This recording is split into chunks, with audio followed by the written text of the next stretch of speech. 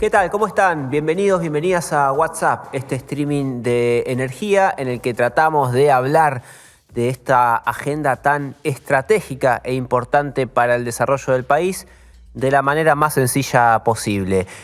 Mi nombre es Esteban Rafele y como siempre estoy acompañado por Lu Glesser. ¿Qué haces, Lu? ¿Cómo estás? ¿Cómo le va a Rafele acá haciendo fotosíntesis? Sí, estamos con una luz de frente que nos va a hacer germinar. Krakowiak, bienvenido. Acá andamos 30 programas, Rafele, me dijeron antes de empezar. Felices 30 programas. Estamos para cantar Falta en Video y ver si zafamos, ¿no? Milagro. Estamos ahí, tenemos más chance de ganar que otra cosa. ¿Canta Bueno, Falta en Video solo con 33? Habla de Yo con usted, 30 voy, Rafele, ¿con 33 No, es lo no. que garantiza? yo conté, pero voy subiendo.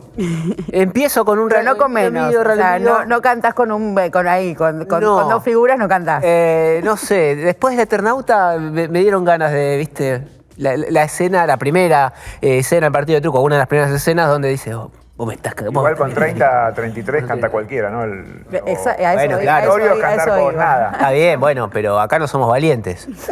Somos periodistas, ¿no? Para ser valientes es otra cosa. Bueno, primero, antes de avanzar con las noticias del día, les recuerdo nuestras vías de contacto. Estamos, por supuesto, en YouTube, estamos también en Instagram, en Twitter y ahora, desde hace rato, en algo que se llama TikTok, que es otra red social que usan los jóvenes. En todos esos lugares somos @WhatsAppstream y también tenemos un mail para que nos escriban si tienen ganas de hacernos algún comentario. Nosotros leemos todo y la verdad que nos suma que nos critiquen y que nos cuenten y que nos compartan y todo eso. Nuestro mail es streamwhatsapp@gmail.com. Bueno, nos contactan por todos esos lados, nos dan corazoncitos, pulgares arriba, likes y demás y nos ayudan a que esto se llegue a más personas. En TikTok, como no estamos ninguno de nosotros tres, se aprovechan y nos dicen que somos un éxito, ¿viste? Somos un éxito en TikTok. Total, nadie sabe. Y yo tengo dos fuentes ¿De qué que me dicen eso. Que sí, que son Agus y Ese, las personas que nos hacen redes. Así que Bien. esas dos fuentes me dicen que somos un éxito en TikTok. Vamos a meternos en uno de los temas de la agenda de la semana, algo que el gobierno de a poco empieza a instalar, que es la revisión de los subsidios, no de una manera generalizada, sino con determinadas poblaciones. La semana pasada hablábamos de los 15.000 usuarios de Puerto Madero y Barrios Cerrados y Countries de la Ciudad de Buenos Aires y el área metropolitana que dejan de cobrar subsidios, que por alguna razón que vaya uno a saber cuál es, cobraban subsidios, estaban catalogados como N2 y N3 usuarios de medios y bajos ingresos. Bueno, hubo hoy un peine en el registro de subsidios y esas personas dejarán de cobrarlos. Y hubo esta semana una notificación por parte del gobierno de que ponía en discusión el régimen de zonas frías. ¿Están viendo ustedes en el mapa cambios que hubo en el régimen de zonas frías en los últimos años? El régimen de zonas frías subsidia con entre 30 y 50% de beneficio adicional en la factura de gas a gran parte de la Patagonia, a toda la Patagonia quiero decir, y buena parte del país. Miren, lo que está ahí en gris era el régimen de zonas frías hasta 2021.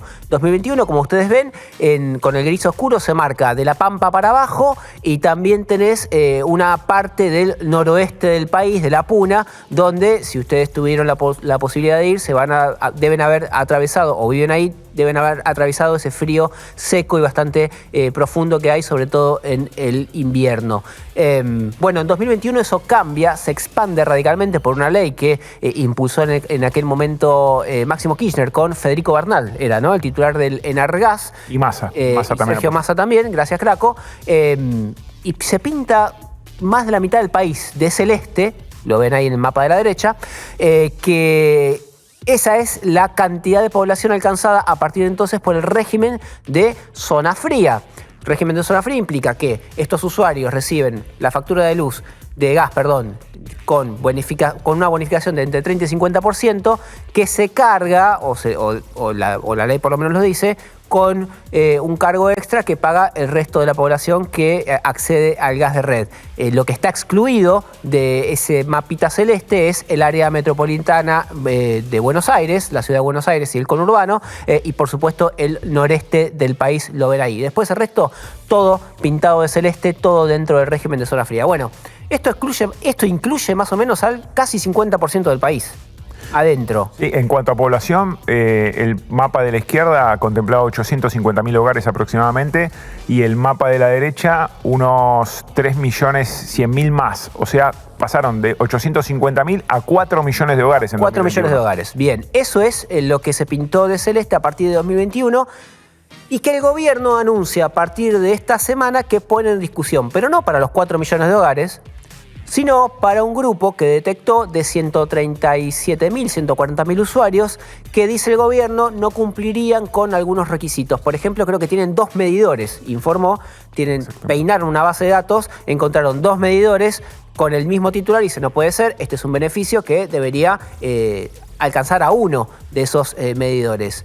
En realidad el 50% de descuento tenían. Lo que dicen es que el 50% se lo dan a hogares vulnerables y encontraron en el padrón de hogares vulnerables gente con más de un medidor. Entonces al segundo o al tercer medidor que tiene esa gente le cabe solo el descuento del 30% a partir de ahora y no el 50% como tenía en todos los casos. Está bien, ese es como el primer peine que empieza a pasar sobre el régimen de zonas frías.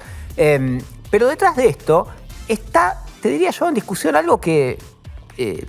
De verdad que se discute tanto acá, que también esto debería empezar a discutirse. El régimen en sí, si no se fueron muy arriba con la cantidad de usuarios incluidos, o de zonas geográficas, mejor dicho, incluidas. Por supuesto que nadie discute que el régimen de zonas frías incluya a la Patagonia, a buena parte de la Puna, a buena parte de la cordillera, donde las temperaturas son extremas, pueden ser muy extremas, y las necesidades calóricas, las necesidades de encontrar un gas de red son mayores, el consumo es mayor y por lo tanto, bueno, hay que desde el Estado darle un beneficio a esas familias que viven ahí. Está claro, Rafael, que el problema del gobierno es los subsidios, tanto en cuanto a la política energética, y los subsidios se subordinan a las metas fiscales. Pero pensando esto que vos planteabas, ¿no? Problematizar quién se le asigna, cómo se le asigna, si son muchos, si son pocos. Sí. Invertir cierta lógica, porque creo que hay algo antes, que es que por qué hay que dar subsidios a la energía, y ahí vamos al costo de generación, y me parece que la discusión para resolver toda la maraña, triquiñuelas que hay alrededor de los subsidios y esta discusión y la segmentación, hay que ir al punto de origen. Y el punto de origen es esto: ¿cuál es el costo de generación de energía en la Argentina y cuáles son las características o por qué son tan elevados esos costos? Claro, está bien, pero lo que pasa es que si vos vas a discutir todo, terminás sin discutir nada, porque con esa misma lógica, digamos, bueno, demos el mismo subsidio para todo el país. Pero a ver, el gobierno toma 2 medidas de muy poco impacto, si se quiere. De muy poco impacto, sí. Muy poco impacto. Como para marcar el tema, decir, miren, estamos mirando esto. Más que por eso, porque tiene una necesidad fiscal acuciante, se le está complicando mucho, cuesta mucho seguir avanzando con jubilaciones, con obra pública. Esa te discuto porque esto fiscalmente no implica nada. Me deja por eso terminar la idea. Está rascando hasta el fondo de la olla. De hecho, el manotazo de los barrios de altos ingresos, que nosotros decíamos, una medida vasoaldista, sí. O incluso esto, da cuenta de eso, de que no hay una política energética, no se está pensando al sector de manera integral, y cuando vos me decís, bueno, se termina no discutiendo nada. No es no discutiendo nada, es yendo al punto. ¿Por qué? Porque la política de subsidios arranca con la disparada del costo energético a partir de la pérdida del abastecimiento. Ahora bien, a partir de Vaca Muerta, habiendo abastecimiento y entendiendo nosotros que este es el sector clave y estratégico para la palanca de desarrollo nacional, bueno, esa es la discusión. La primera discusión y más importante es el costo y por qué sale tan caro. A ver, yo igual sumo algo en línea con lo que decía Esteban, que es cuando vos ampliás con la ley de zonas frías del 2021 a 4 millones de hogares, es cierto que metés ahí a distritos con actividad económica muy relevante y de zonas templadas. Bueno, o sea, gran parte de Córdoba, gran parte de Santa Fe y gran parte de Buenos Aires están metidos ahí. Les estás dando hasta un 50% de subsidio, mientras tenés toda la zona noreste, que era la que figuraba en el mapa sin celeste, sí, que ni siquiera tienen gas natural en muchos casos. Entonces ahí tenés una desigualdad flagrante entre unas zonas que ya no son la Patagonia, sino que son zonas económicamente muy productivas, con un subsidio del 50% de hasta un 50%, mejor dicho, sobre el valor de la tarifa, y en todos los casos de hasta 30%, cuando tenés otros sectores de la Argentina que ni siquiera tienen acceso al gas natural y que pagan por la garrafa mucho más en términos de metro cúbico por gas que lo que paga el que está conectado a la red. Hay un gráfico que sacó hace un tiempo la consultora de Economía y Energía que cruza las provincias del país con las temperaturas medias. Lo tenemos ahí, Sol, a ver si me lo podés mostrar. Fíjate que dice temperatura media promedio por provincia. Lo que muestra ahí es Argentina tiene una temperatura media de 17,3 grados. Esto es una temperatura país. Es la otra placa a la que te pido, Sol. Yo te envasé una placa hoy con provincia por provincia, cuál es la temperatura media. Argentina tiene una temperatura promedio, te decía, de 17,6 grados. En la Patagonia, por supuesto, el promedio es mucho menor, es de 11 y algo de grados. Pero fíjate esto, vos tenés en celeste acá, tenés el régimen de zona fría 2002, el primero, ¿sí? Vos tenés las provincias de barra celeste. Tenés ahí, por supuesto, Tierra del Fuego, Santa Cruz, Chubut, Río Negro, Neuquén, La Pampa, una partecita muy chiquitita de Mendoza, creo que Malargüe, y Carmen de Patagones en la provincia de Buenos Aires. Después se agregan, en 2021, las provincias que se pintan de rojo. Mendoza, San Luis, buena parte de la provincia de Buenos Aires, no el conurbano, casi toda la provincia de Córdoba, 97% de la provincia de Córdoba hoy recibe subsidio por zona fría, casi toda la provincia de San Juan también, o toda la provincia de San Juan, y el 99% de San Juan. Mira, acá tengo el numerito. Se agrega Santa Fe, prácticamente toda Santa Fe, y se agrega Salta, no la parte de la Puna, sino más al centro. Pero fíjense esto, temperatura promedio, yo te decía 17 grados, 17,6. Córdoba, temperatura promedio 17,7, o sea, por arriba de la temperatura promedio del país y prácticamente toda la provincia dentro del régimen de zona fría. Santa Fe todavía más arriba, 19,1 de temperatura promedio.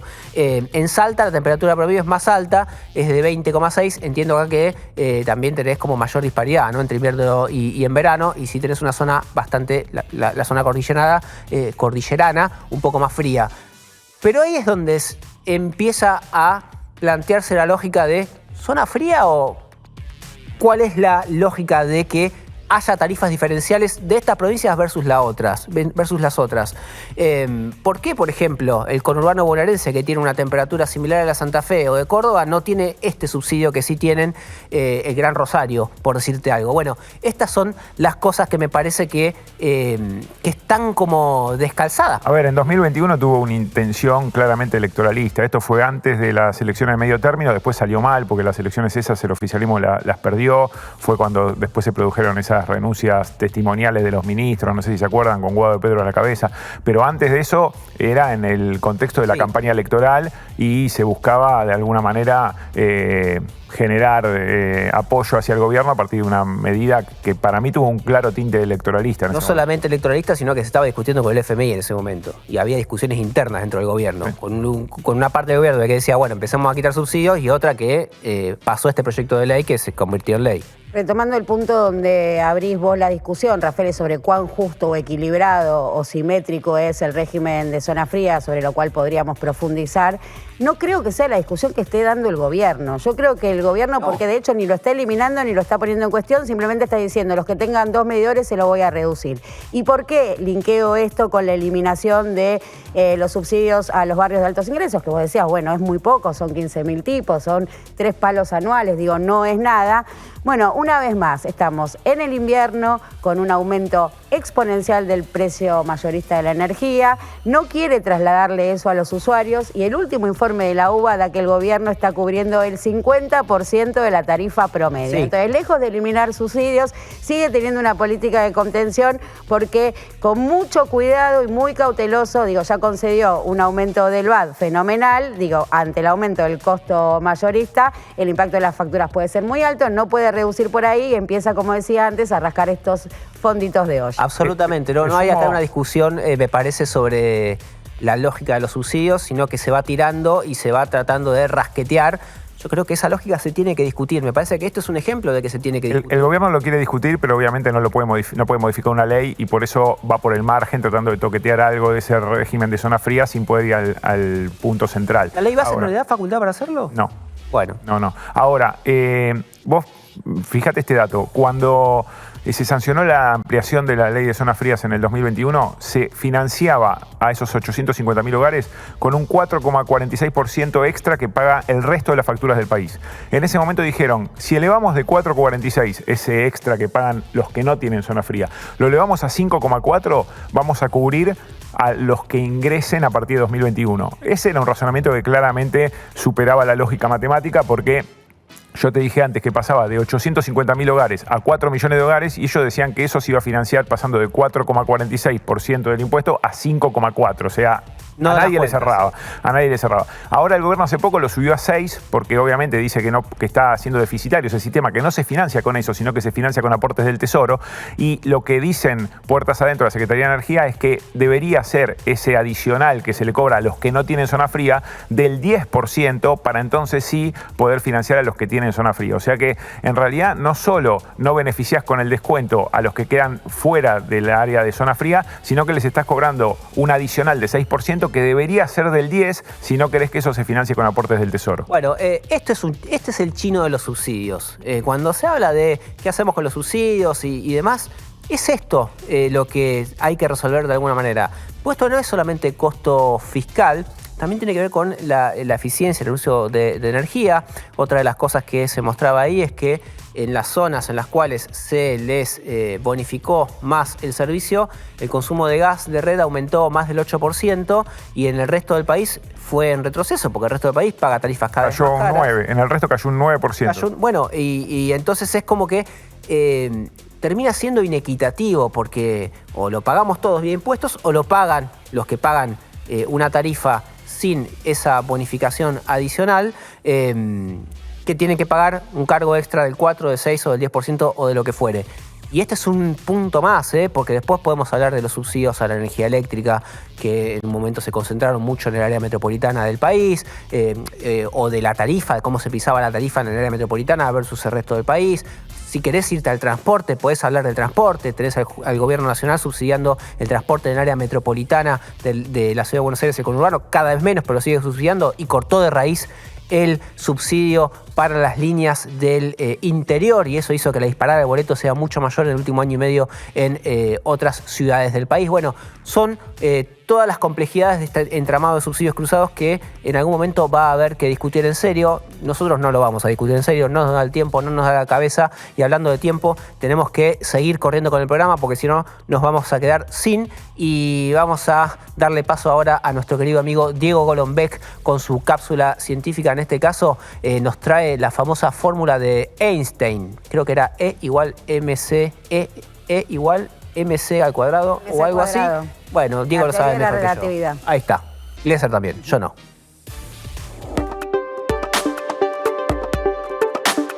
Rápido, sin repetir y sin soplar. Si te digo que nombres un científico, ¿cuál es el primer nombre que se te viene a la cabeza? Y sí, estamos hablando de Einstein, Albertito, Tito, el capo que inspiró a muchos curiosos como yo a ponernos batas blancas y buscar respuestas. Einstein sigue siendo el científico más famoso del siglo XX y mantiene su carisma y su legado décadas después de su muerte.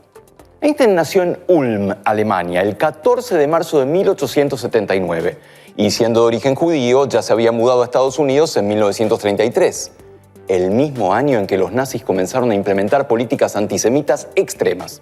Allí, en Estados Unidos, vivió hasta sus 76 años y a lo largo de su vida dejó para la posteridad grandes teorías, frases imborrables y la que seguramente es la ecuación más popular de la historia de la ciencia. E igual MC al cuadrado. ¿Te suena, no? Y antes de que pienses que esto es solo una contraseña difícil de Wi-Fi, está buena, ¿eh? Pensalo bien. Te cuento que esta fórmula sencillamente transformó nuestra comprensión de cómo funciona realmente todo en el universo. ¿Te parece exagero? No. Ponete cómodo, cómoda y prepárate para sumergirte un poco en tanta genialidad.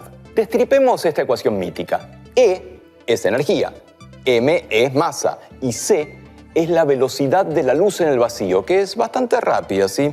Alrededor de 299.792.458 metros por segundo. La idea sencilla y a la vez monumental es que incluso una pequeña cantidad de masa puede convertirse en una gran cantidad de energía. En la práctica, este concepto abrió las puertas para aprovechar las reacciones nucleares, dando origen a una nueva era de energía. Para.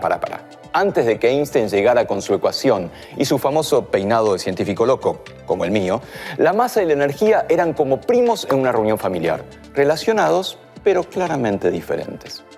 Sin embargo, la ecuación de Einstein demostró que no son tan distintos después de todo.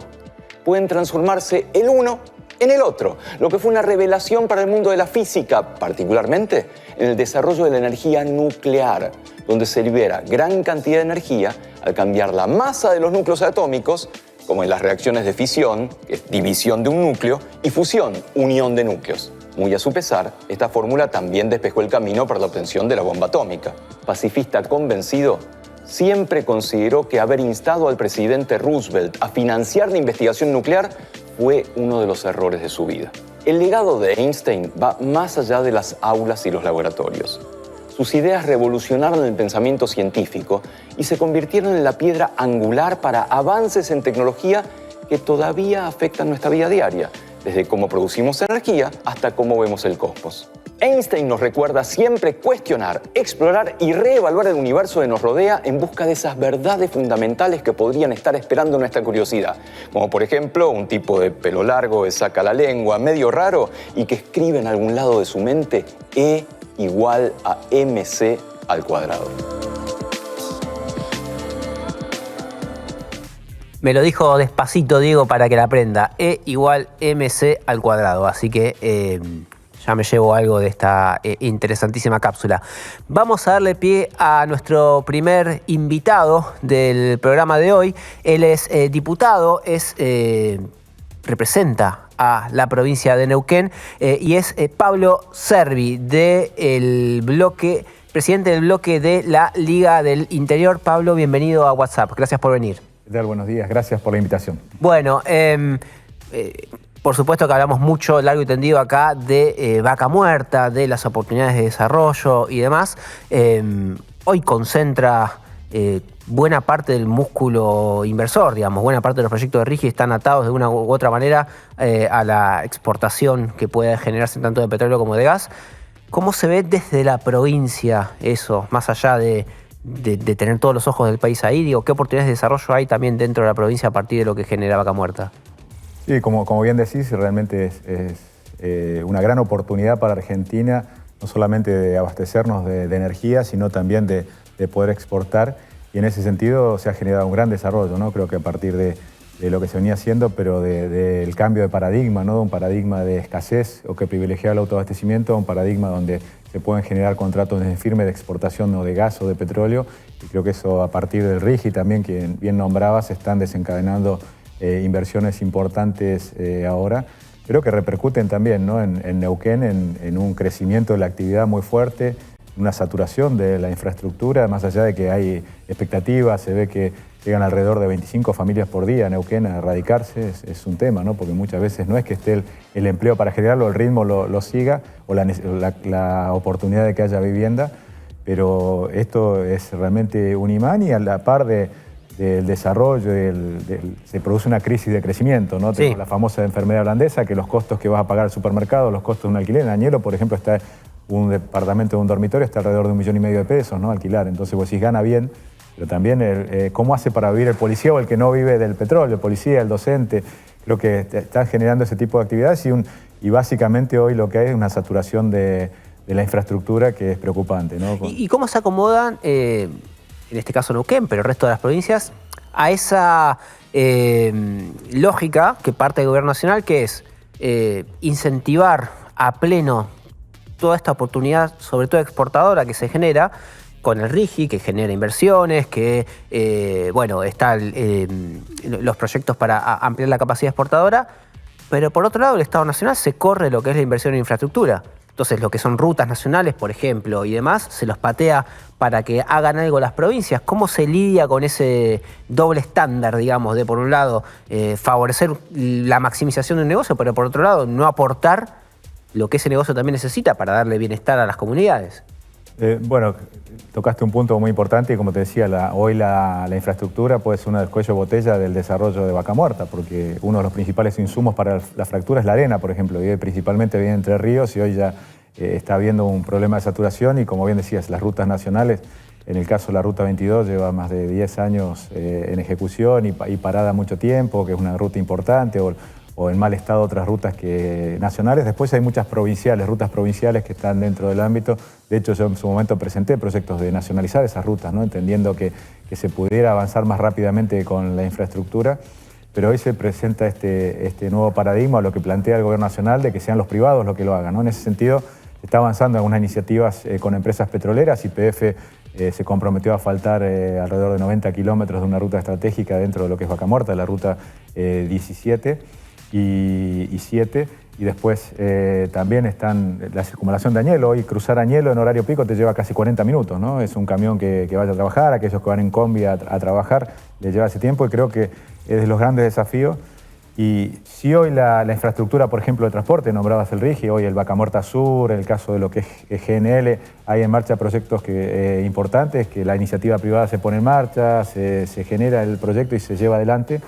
Pero creo que es el gran tema, este cambio de paradigma que habla el Gobierno Nacional, que no se haga obra pública o el Estado Nacional no haga la obra pública y sean los privados, creo que hay que encontrarle la vuelta a eso. ¿Y la provincia puede usar ahí regalías? Porque viene cobrando regalías y vos ves que la infraestructura no alcanza para el desarrollo de la provincia. Bueno, es un tema ese que tocaste importante, porque la Constitución de la provincia en el artículo 99 dice que las regalías deben ser utilizadas para infraestructura o cambio de alguna manera ampliar la matriz productiva o diversificar la matriz productiva, pero la provincia de Neuquén gasta el 100% de las regalías en gastos corrientes. Bueno, esa es una pelea con las petroleras, ¿no? Porque cuando buscan negociar para que las petroleras aporten a infraestructura, lo que dicen las petroleras por abajo es, la verdad que la provincia debería sacar la plata de las regalías, se fuman la plata de la regalía en gastos corrientes y después nos vienen a reclamar a nosotros que además de las regalías pongamos un monto adicional para financiar infraestructura. Eso por el lado de las petroleras. Y por el lado, entiendo yo, de la conducción de la provincia, dicen, bueno, ustedes están acá sacando recursos, obteniendo ganancias extraordinarias a partir de la explotación del crudo y del gas y no quieren poner por lo menos para una infraestructura mínima. De hecho, hace poco Añelo empezó a tener gas natural, Añelo, que está casi pegado a Loma Campana. Sí, esto que decís, yo lo escuchaba antes del gas, que por lo menos teniendo Vaca Muerta deberíamos tener todos los argentinos acceso al gas natural y ni hablar del que está en el lugar donde se saca el gas. Como decía, recién este año se inauguró una obra en los barrios altos de Añelo que no tenían gas natural y pasaban los caños por enfrente. Pero bueno, creo que es una discusión inclusive filosófica esta que decías, ¿no? Porque vos decís la regalía sí tiene que ser para hacer infraestructura, pero también o sea, lo que estás haciendo con las regalías es pagarle un recurso natural no renovable a la provincia. En ese sentido, el uso y la Constitución, el espíritu es para generar diversificación de la matriz productiva, para generar un equilibrio territorial en toda la provincia, yo creo que es eso. Las empresas petroleras históricamente inclusive hacían barrios, ¿no? Porque de hecho mi madre nació en el campamento 1 en Plaza Winkle, donde se descubrió el primer pozo de petróleo en Neuquén, en la provincia de Neuquén.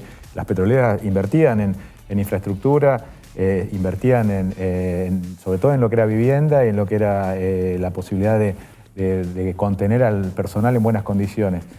Creo que eso hoy se está desentendiendo, en muchos casos se alquila, pero no creo que eso debería ser el rol del Estado, en ese sentido, en lo que hace a vivienda, sí generar las condiciones, pero si no lo va a hacer la petrolera, que haga un acuerdo con algún privado que invierta y que le pague el servicio. Pero en esto creo que también es un tema que hay que profundizar y avanzar, porque en otras partes del mundo, como es el caso de Estados Unidos, independientemente de que el recurso en ese caso no es del Estado como en Argentina, pero se prevé cuando se va a hacer un desarrollo grande entre las empresas de cómo hacer la infraestructura también conexa y anexa que se necesita. Servi, y pensando esto, ¿no? Más allá de que la infraestructura o los limitantes de la infraestructura los resuelva el sector privado, retomando esas otras asimetrías, los problemas de crecimiento que llevan a los alquileres a niveles impagables para los neuquinos y las neuquinas, ¿ahí eso lo resuelve el sector privado o se requiere política pública y Estado presente? Yo creo que ahí es donde justamente estos recursos de las regalías, si uno toma en cuenta lo que ha recibido a partir de que se comenzó a desarrollar Vaca Muerta hasta ahora, la provincia de Neuquén son alrededor de 4.100 millones de dólares de regalías, ¿no? Y continuamente van creciendo porque es, creo que de las cosas que continuamente bate récord, las mejores noticias que tenemos en Argentina las da Vaca Muerta. Cuanto más se produce, más regalías se cobra. Claro, y la posibilidad de ser un motor de la economía argentina. Pero la realidad es que creo que esto... ¿Cuáles son los mecanismos mediante el cual recauda regalías y logra bajar los alquileres o acomodar la economía a un ordenamiento posible para los neuquinos y las neuquinas? Esto que te decía, que la Constitución de Neuquén es una constitución de avanzada y lo contempla, ¿no? Es decir, ¿cómo haces para, de alguna manera, compensar? Contempla que sea utilizado para infraestructura o para diversificación de la matriz productiva y sobre todo en las zonas de donde se extrae el recurso. Entonces se debería apostar a que puedan crecer otras actividades. Hoy la competencia por infraestructura, por ejemplo la fruticultura, de la actividad de la que yo vengo, está sufriendo una tensión, porque antes, yo soy ingeniero agrónomo, hasta asumir este cargo hace 3 años, iba casi todos los días a Tratayén, donde nace el gasoducto, el Tratayén-Saliqueló, uno de los más importantes que se ha hecho en el último tiempo, y demoraba 45 minutos en la ruta. Hoy demoras 2 horas casi, ¿no? Y eso es un mayor costo para las otras actividades que también está generando. Y como decías antes también, hay ciertos costos que no pueden tolerar otras actividades. Entonces, el generar la infraestructura para que se puedan desarrollar las otras actividades, puedan convivir, que a la par de que se desarrolla los hidrocarburos, haya otras cosas para que el día que no estén más los hidrocarburos tenga otra actividad de qué vivir el pueblo neuquino. Y esto de generar las posibilidades, de alguna manera puede ser el crédito para generar vivienda o algún tipo de incentivo para que se genere la solución para justamente contener o tener costos acordes o similares a los que tienen otras actividades. Si no, es muy difícil que se desarrolle otra actividad más allá de los hidrocarburos. Me quedé pensando en esto que mencionabas. ¿De qué manera esas otras actividades se ven, si querés, hasta perjudicadas por el boom de Vaca Muerta? Y esto te comentaba antes, la infraestructura, ¿no? Atención, el alquiler. El trabajador que trabaja en la chacra gana 5 veces menos que el del petróleo. Pero va a comprar al supermercado y los precios están inflados porque el alquiler del supermercado está en base al petróleo, tiene que alquilar una vivienda, es cara, y bueno, y esto que te decía, la saturación, el tiempo que le lleva a llegar a su trabajo, creo que son cosas que impactan en las distintas actividades. Y después, hoy, como otro cuello de botella, va a ser la posibilidad de tener capital humano. Hoy hay que trabajar en la capacitación. Se habla que el próximo cuello de botella va a ser el capital humano porque este nivel de desarrollo requiere justamente de gente preparada y no es cualquiera que puede soldar un caño que va a tener 800 kilos de presión como sale de un pozo o ese tipo de cosas. Entonces necesitas capital humano preparado y muchas veces el que está acostumbrado a trabajar al aire libre, al campo, es el que se adapta, o el tractorista, el electricista, el que tiene cierta preparación, lo termina captando la industria hidrocarburífera. Entonces también hay una competencia por mano de obra, no solamente con los hidrocarburos, sino con el Estado neuquino, que tiene una cantidad de empleados públicos bastante importante. Tiene alrededor de 80.000 empleados públicos el Estado provincial, sumado los municipios y el Estado nacional, contra 140.000 empleados privados. Claro. Hay un tema que acá en la agenda porteña, por lo menos, está como medio desapercibido, pero que está avanzando, que es el de la reprivatización de las represas del Comahue. Ahí están las provincias de la Patagonia, sobre todo Río Negro y Neuquén, tratando de que el Estado Nacional les abra el juego. Lo último que se supo es que les permitieron designar veedores en el proceso licitatorio, sin voto, digamos, ¿no? Como para ver ahí qué es lo que se está haciendo. Pero eso para las provincias, tener injerencia en esa reprivatización o en la reconcesión de estas represas, o no tenerla, ¿qué les cambia?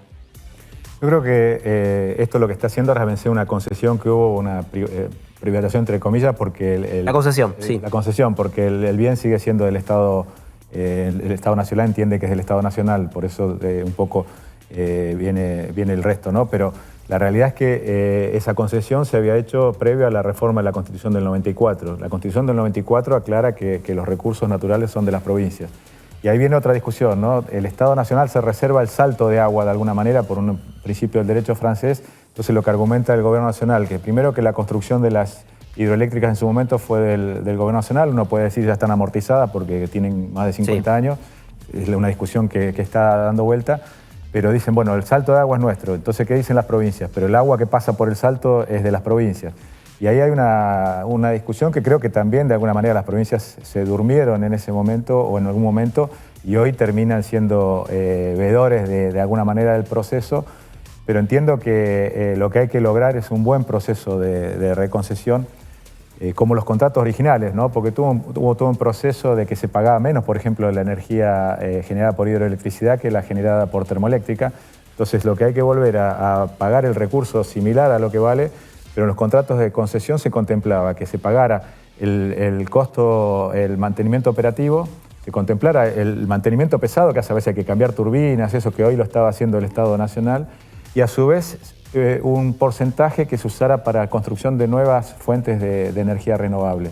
Yo creo que si eso se hace de esa manera, inclusive podría financiarse una represa que es clave hoy, como sería Chihuidos, para contener las crecidas del río Neuquén, inclusive con una gran incidencia sobre Vaca Muerta, porque gran parte del desarrollo de Vaca Muerta está en la cuenca del río Neuquén, que una creciente como hubo en el año 2006 podría generar un daño. Entonces, con esa misma concesión, generar el que se construyan estas represas, pero a su vez también la provincia de Neuquén no es que no cobra regalías, no va a cobrar regalías, lo que se está planteando es que la pueda cobrar en especias, en energía eléctrica, y eso servir para, de alguna manera, desarrollar ciertas industrias electrointensivas o generar actividad, que ahí después va a chocar con otro tema, que es el costo de distribución que tenemos en Neuquén, que en Neuquén tenemos la energía más cara del país, ¿no? Estas concesiones vencieron ya, vienen prorrogándose desde la gestión de Darío Martínez. En ese momento Darío Martínez quiso avanzar con un pliego de reconcesión. Los gobernadores pusieron el grito en el cielo, finalmente frenaron el proceso de nación y tuvo que abrirle el juego a los gobernadores.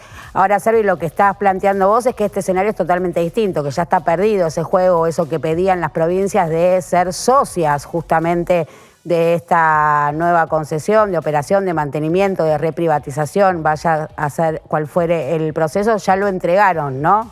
Pues dijiste, las provincias se durmieron. Ya no se escucha tan fuerte ese reclamo por parte de los gobernadores de que los dejen entrar a cómo va a ser justamente la renovación de estas concesiones. Y tuvieron la oportunidad, por el caso mío, junto con el diputado César Gas, diputado provincial que participó, en su época fue de Hidronor. Hicimos presentaciones en la Corte, nos dijeron de alguna manera que la jurisdicción era provincial. Dentro de la jurisdicción provincial no nos toman a nosotros como actores porque dicen que la provincia, le reconocen a la provincia la propiedad del recurso. Sí. Nosotros fuimos con esto a verlo al gobernador y le dijimos, mirá, te están diciendo que son ustedes los que se tienen que presentar. Ahora nunca se presentaron, por eso digo, también en eso, de alguna manera... Hubo un cambio de posición entre los mandatarios provinciales. Sí, y Darío Martínez, si hay algo que se le achaca en la provincia es que tuvo la posibilidad de lograrlo firmado, porque ahora dice que las provincias no hicieron lo que tenían que hacer, pero él fue secretario... Pero él había intentado pasar por encima incluso de las provincias en un momento. Eso fue Parrilli, que presentó un proyecto donde ENARSA fuera cambiar el estatuto y el objeto social y fuera justamente como prioritaria o tuviera la prioridad a la hora de concesionar las represas.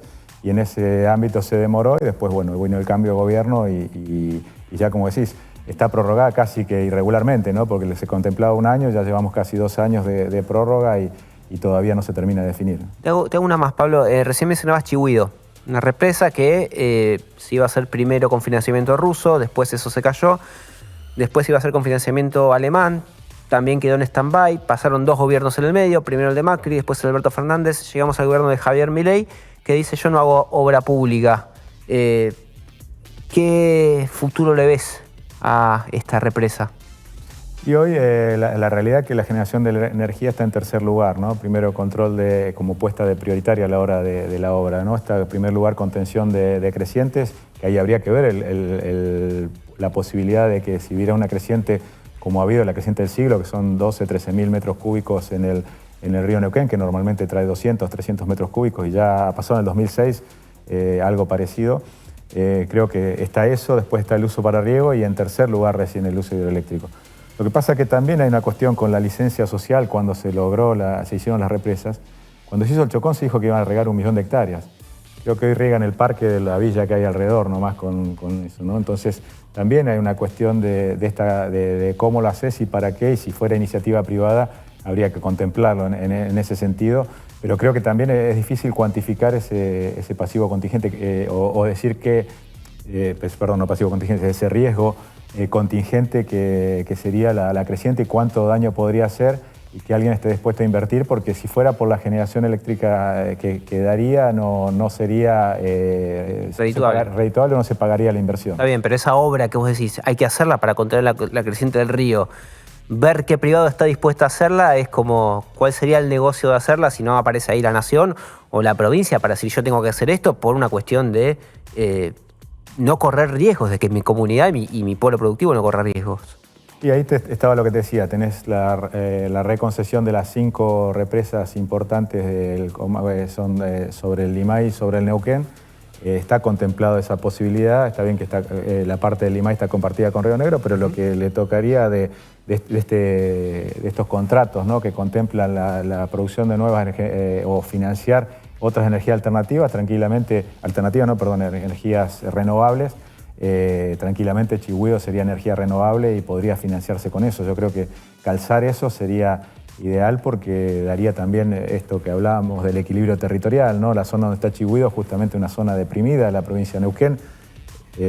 Uno puede hacer un paralelismo con Argentina, ¿no? Tenemos la Pampa Húmeda, que es vaca muerta, el 70% de la población está en Neuquén capital y alrededores, y el resto de la provincia ni se enteró en casos Zapala, por ejemplo, de que Neuquén tiene vaca muerta, ¿no? Porque la actividad ahora, y eso, después de 12 años más o menos que se está explotando, 12, 13 años vaca muerta, ¿no es un déficit severo que la provincia de Neuquén, que uno desde Buenos Aires dice, bueno, si tienen vaca muerta hace 10, 12 años deberían ser Houston, Dubái, y sin embargo cuando va a Neuquén ni por asomo se ve eso?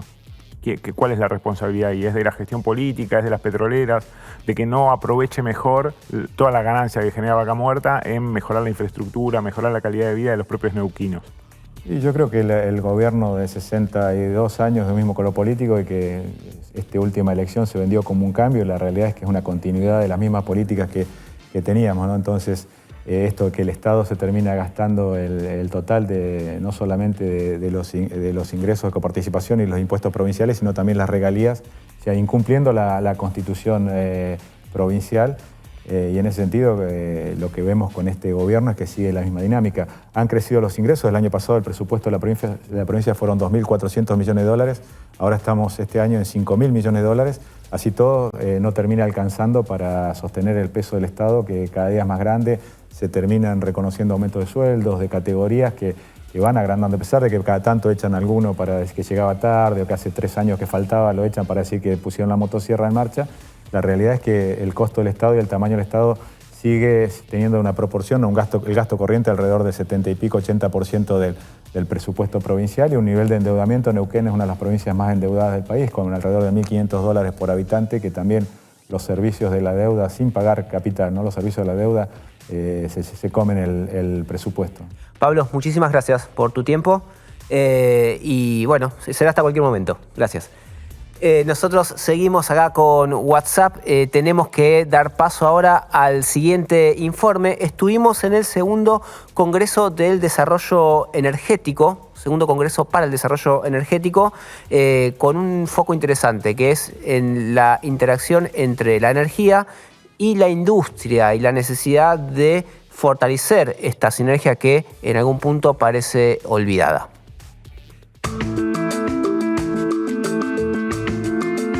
En el anfiteatro de la Asociación del Personal Superior de Energía Eléctrica se realizó el segundo Congreso para el Desarrollo Energético, con el foco puesto en la industria y la energía como factores fundamentales para el despegue del país. Creo que lo que está tratando de hacer Milei con Vaca Muerta es pensar en este tipo de puentes hacia 2031 y gastándose los dólares antes del 2031. Creo que ahí tenemos una discusión de cómo llegamos a Vaca Muerta de alguna manera, porque además las empresas de YPF y Vaca Muerta se están yendo, por lo cual toda la discusión sobre el gas, que en definitiva es lo que va a proveer a las pymes, a la producción, bueno, se nos va a ir de alguna manera acabando los dólares para llegar con nafta a sacar de Vaca Muerta. Peligra el abastecimiento confiable, seguro, continuo que necesita el país, necesita la sociedad, y nadie se hace cargo de la construcción de aquellas obras que son necesarias y que está demostrado a través de sus estudios de factibilidad que pueden ser llevadas adelante, pero no se encuentra el brazo ejecutor. En la cadena de valor energética hay muchas oportunidades de aporte tecnológico y de mejora, que el INTI tiene especialistas, proyectos y programas en todo el país, que nos parece fundamental para acompañar el desarrollo industrial de la Argentina y que hay que poner en valor. El cierre de esta segunda edición del Congreso de Desarrollo Energético estuvo a cargo del expresidente de YPF, Pablo González, y del ex subsecretario de Energía Eléctrica, Federico Basualdo. Estuvimos debatiendo, discutiendo un poco la política del gobierno nacional y cómo esa política, ese programa económico desvirtúa y lesiona el desarrollo de la economía nacional y desvirtúa el funcionamiento del sector energético, enfocándolo en un eje concreto que tiene que ver no con el autoabastecimiento de la economía nacional, sino con la realización de la renta privada a través de los hidrocarburos. Para mí hay una intervención del Estado que cuando se escucha todos creen que es un error. Necesitamos un gobierno nacional que responda a las necesidades de los argentinos, en las necesidades de conformar un proyecto que se plantee seriamente un programa de desarrollo industrial y económico, obviamente contemplando como rueda auxiliar de ese programa al sector energético, que en términos objetivos se encuentra en muy buen momento a partir del desarrollo del aumento de la producción primaria de energía, sobre todo de la mano de los hidrocarburos de Vaca Muerta. No es justo que los argentinos que tienen recursos naturales no renovables paguen la nafta lo mismo que paga un habitante de Paraguay o de Uruguay o de un país que no tiene recursos. Me parece que el precio del combustible en la Argentina dependa si una bomba estalla en un barco del Mar Negro, o sea, que dependa de Brent. En este encuentro que organizó la Asociación de Personal Superior de Empresas de Energía Eléctrica, se propuso pensar al sector energético como una clave para entender por dónde va el futuro del país. Y estos encuentros nos ayudan a conocernos, a reconocernos y a pensar proyectos en conjunto. Este espacio del APCE es un elemento para una vinculación estratégica fundamental para poder potenciar e impactar mejor en la industria y en los sectores que demandan soluciones energéticas. Me parece que es fundamental que haya congresos donde se discutan políticas energéticas, que obviamente, como es la convocatoria del Congreso, es clave para el desarrollo nacional.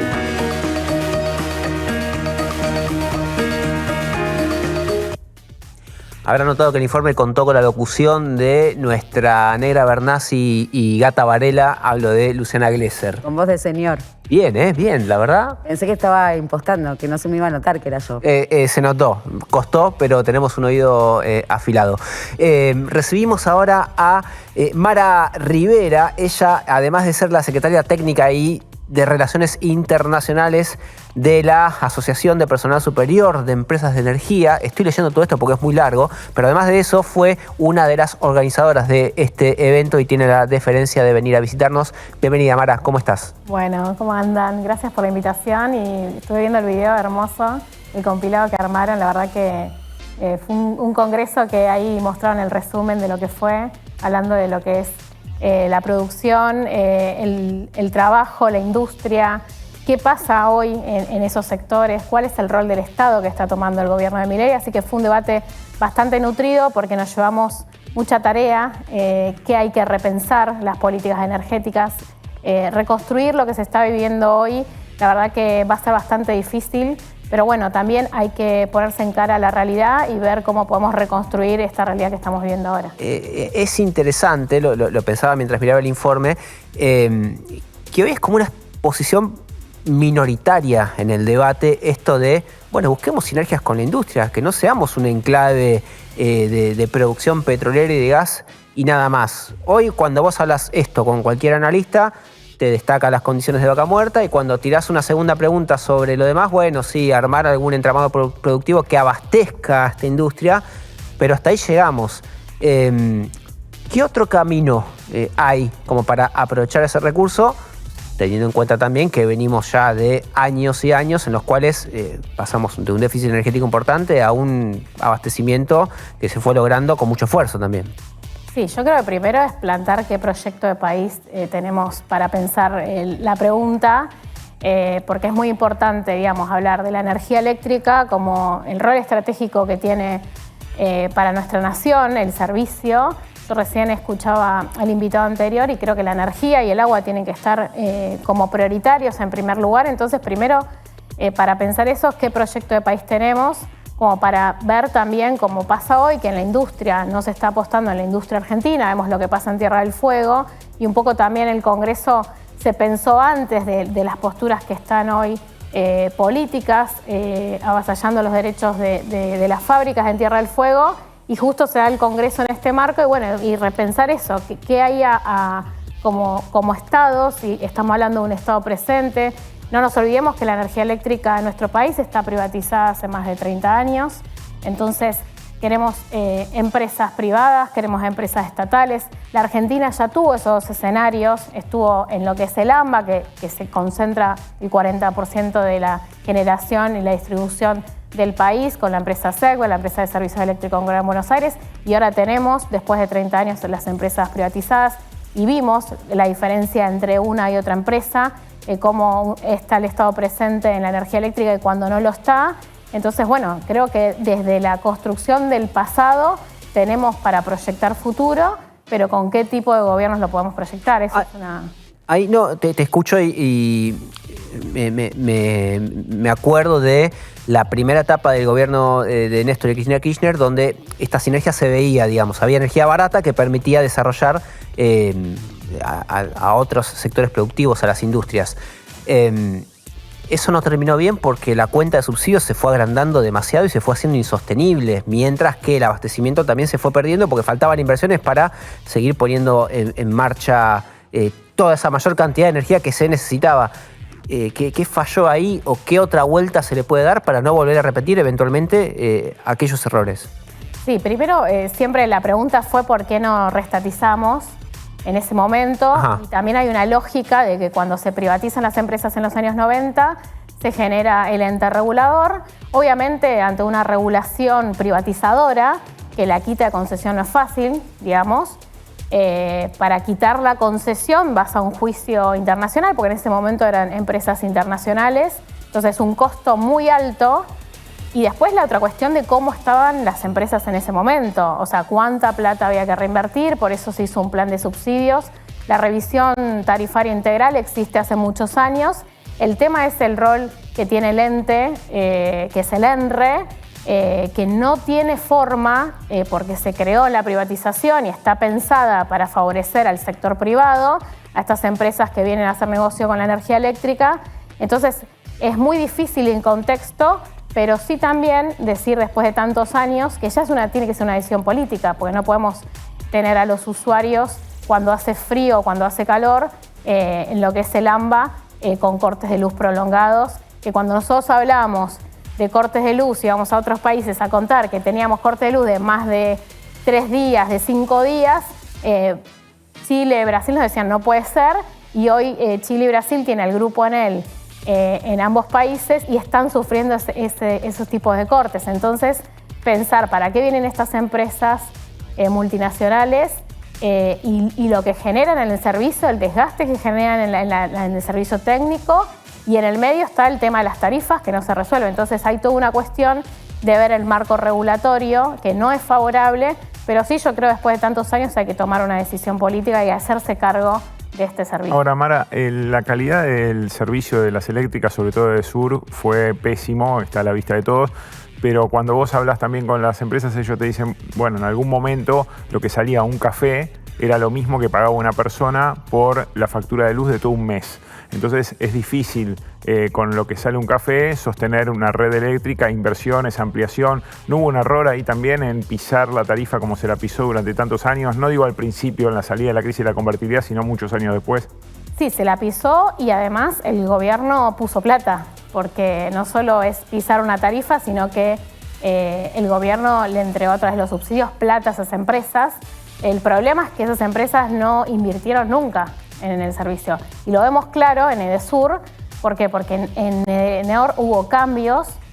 Ahora tenemos Vila Manzano, que es el que compró. No accionista, sí. Exactamente. Entonces, hay una cuestión de que sí, la tarifa puede ser baja, pero también el Estado puso plata en esas empresas. El tema es que es la regulación. Lo que pasa es que el Estado subsidiaba el precio de la energía, pero no le daba a las distribuidoras para inversiones. Solo en un momento, a través del FOSEDE, cuando estalló la red de distribución en la Ciudad de Buenos Aires en 2013, empezó a poner el Estado para ampliar la red de distribución, pero lo hacía a través de un instrumento que pasaba de alguna manera por el costado de las distribuidoras. El grueso del subsidio fue a subsidiar el costo de la energía, pero las distribuidoras decían, bueno, pero nosotros para ampliar o para mejorar la red, lo que nos toca es lo que viene de tarifa, y es cierto que, sobre todo en la última parte del gobierno de Cristina Kirchner, y bueno, se replicó después con Alberto, era muy baja, en términos reales. Pero en el 2000, el claro ejemplo es en el 2016, cuando Macri decide hacer el aumento del 1000%, con una revisión tarifaria integral, que tenían que realizar inversiones. Edenor realiza las inversiones, Edesur no realiza las inversiones y la tarifa quedó elevada a más del 1000%. Entonces, está bien lo que decís vos, que se planchó el subsidio, no alcanzaba para rehabilitar las líneas, pero también cuando las empresas tuvieron la potestad, porque el ente de control no funcionó en el 2018, 2016, 2018, que fue el gran aumento de tarifa, tampoco hicieron las inversiones que tenían que hacer. Mara, podríamos estar un rato largo, ¿no? Discutiendo la política energética kirchnerista. Te quiero preguntar por la política energética hoy, si hay o si no hay, si en realidad está subordinada a otra política quizás fiscal. Y te quiero preguntar por una situación muy concreta, porque viendo la experiencia, cuanto más se desregula el mercado, más aumentan los costos de energía. Digo, uno ve los periodos históricos y siempre aumentan con mayor desregulación, menos presencia del Estado. Y en ese sentido ahora tenemos una clave, que es esto de los medidores inteligentes, por medio del cual las empresas, ahora no sé bien cómo es, pero cuestión es que vos y yo vamos a tener que pagar $150 por una medida obligatoria, ¿no? Porque sé que están en este tema trabajándolo. Sí, a ver, lo de los medidores inteligentes se viene implementando hace muchísimo tiempo.